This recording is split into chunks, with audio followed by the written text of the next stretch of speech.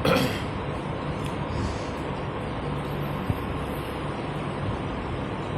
हरदास मीणा, प्राचार्य राजकीय कन्या महाविद्यालय धौलपुर, सहचार्य राजनीति विज्ञान विभाग। आज हम BA पाठ तृतीय के प्रथम प्रश्न पत्र में हाब्स का अध्ययन करेंगे।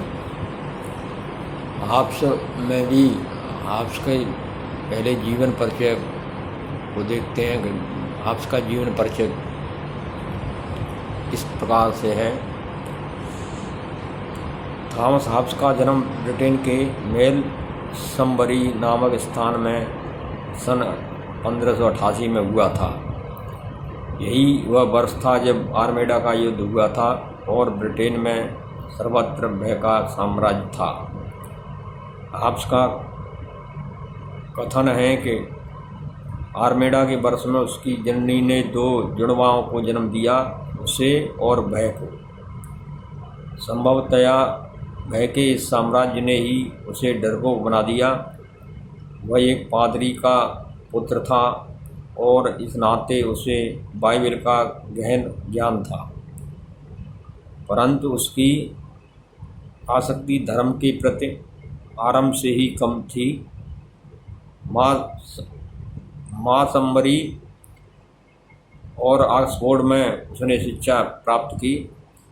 विश्वविद्यालय छोड़ने के पश्चात वह विलियम कैवेंडिश, जो बाद में डेवनशायर के अर्ल हुए, के उत्तराधिकारी का शिक्षक बना। इस परिवार के साथ उसका संबंध जीवन पर्यंत बना रहा और इसने उसके बौद्धिक विकास पर गहरा प्रभाव डाला। सन 1610 में उसने अपने शिष्य कैवेंडिश के साथ यूरोप की यात्रा की और इसी प्रकार का शिक्षात्मक भ्रमण उसने 1629 ईसा से 1631 ईस्वी तक किया। हाब्स के यूरोप की दूसरी यात्रा से लौटने के कुछ समय पश्चात इंग्लैंड में गृहयुद्ध प्रारंभ हो गया और दीर्घ संसद लॉन्ग पार्लियामेंट को प्रधानता प्राप्त हुई। इसी समय निरंकुश राजतंत्र के 2 मुख्य समर्थकों, प्रथम लॉर्ड तथा द्वितीय स्टैफोर्ड, को जेल में डाल दिया गया। इससे हाब्स चिंतित और भयभीत हो उठा, क्योंकि उसने भी निरंकुश राजतंत्र का समर्थन करते हुए पंपलेट लिखा था। इस कारण वह भागकर फ्रांस चला गया और अगले 11 वर्ष उसने पेरिस और हॉलैंड में अध्ययन करते हुए बिताए। इसी बीच वह इंग्लैंड से भागकर पेरिस आए हुए युवराज तथा भावी राजा चार्ल्स द्वितीय के लिए गणित शास्त्र का शिक्षक भी रहा। राजवंशों के शिक्षक के रूप में भी वह Ben Jonson, Bacon, Clarendon, Descartes, Harvey तथा गैलीलियो जैसी विभूतियों के संपर्क में आया। उसने राजशास्त्र के अतिरिक्त समाजशास्त्र, गणित और दर्शन शास्त्र का भी अध्ययन किया। 1642 ईस्वी में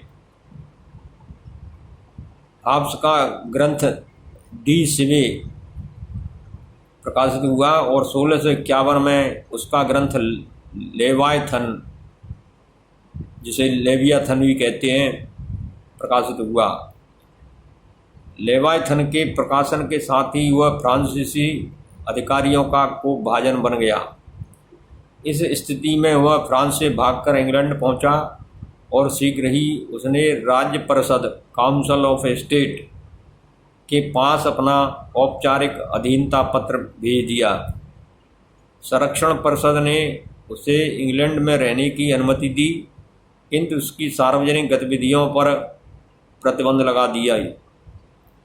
1660 में इंग्लैंड में क्रॉमवेल द्वारा स्थापित कॉमनवेल्थ टूट गया और राजतंत्र की पुनः स्थापना हुई। उसके सौभाग्य से राज सिंहासन पर युवराज चार्ल्स द्वितीय आसीन हुआ, जो पेरिस में उसका शिष्य रह चुका था। अब हाफ्स के जीवन पर मंडराने वाले संकट के बादल टल गए और चार्ल्स द्वितीय ने उसके लिए 200 पाउंड वार्षिक की पेंशन भी बांध दी। अंतिम समय तक शारीरिक और मानसिक रूप से स्वस्थ रहते हुए सन 1679 में 91 वर्ष की आयु प्राप्त कर वह इस संसार से चला गया। हाफ्स का समय इंग्लैंड के इतिहास में अत्यंत आवेशपूर्ण घटना चक्र का काल था। गृह युद्ध के इस काल में 1646 ईस्वी में चार्ल्स प्रथम का सिर काटकर राजतंत्र को विनष्ट करने व राजतंत्र के स्थान पर गणतंत्र की स्थापना करने गणतंत्र के 11 वर्षीय काल और 1660 ईस्वी में चार्ल्स द्वितीय की अधीनता में राजतंत्र की पुनः स्थापना आदि समस्त घटनाएं उसने अपनी आंखों से देखी थीं और इन सब का उसकी विचारधारा पर गहरा प्रभाव पड़ा। इन घटनाओं और जन्मजात डरपोक स्वभाव ने उसके मस्तिष्क में अराजकता के प्रति घृणा उत्पन्न की और उसने इस बात पर जोर दिया कि सभ्य तथा प्रगतिशील जीवन की प्रथम शर्त एक दृढ़ और शक्तिशाली सरकार है, जिसके प्रति प्रजाजन पूर्ण समर्थन की भावना रखते हैं। हाफ्स ने अपनी सबसे प्रसिद्ध पुस्तक लेवायथन में इसी बात का प्रतिपादन किया है। अब देखते हैं हाफ्स के प्रमुख ग्रंथ। हाफ्स की रचनाओं में निम्नलिखित प्रमुख हैं: डी सिवे लेवायथन, डी कार्पोरे पॉलिटिको, डी होमाइन कानून के तत्व, एलिमेंट ऑफ लॉ, गृह युद्ध पर एक वार्ता, a dialogue on the civil war. राजनीतिक विचार दर्शन की दृष्टि से इनमें लेवायथन को सर्वाधिक महत्वपूर्ण कहा जा सकता है, जिसकी रचना 1651 में हुई। इस प्रकार से हाफ्स का ये संक्षिप्त जीवन परिचय देखने को मिलता है। इसके बाद हाफ्स के प्रमुख विचार देखने को मिलते हैं। हाफ्स की संप्रभुता की अवधारणा, दूसरा है हाफ्स का सामाजिक समझौते का सिद्धांत,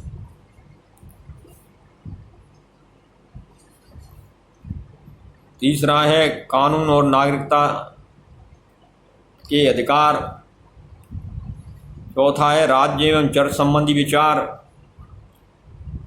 पांचवा है सर्वश्रेष्ठ शासन व्यवस्था कौन सी है हाफ्स के अनुसार। फिर है हाफ्स के दर्शन में, हाफ्स की विचारधारा में व्यक्तिवाद की अवधारणा या व्यक्तिवाद। फिर इसके बाद हाफ्स के विचारों की आलोचना। इस प्रकार से हाफ्स का ये जीवन, इसके साथ ही साथ हाफ्स के कुछ अनुदाय भी देखने को मिलते हैं। इस तरह हाफ्स के जीवन परिचय, उसके प्रमुख ग्रंथ, उसके प्रमुख सिद्धांत, हाफ्स का योगदान या उसकी प्रमुख देने इस प्रकार से देखी जा सकती है।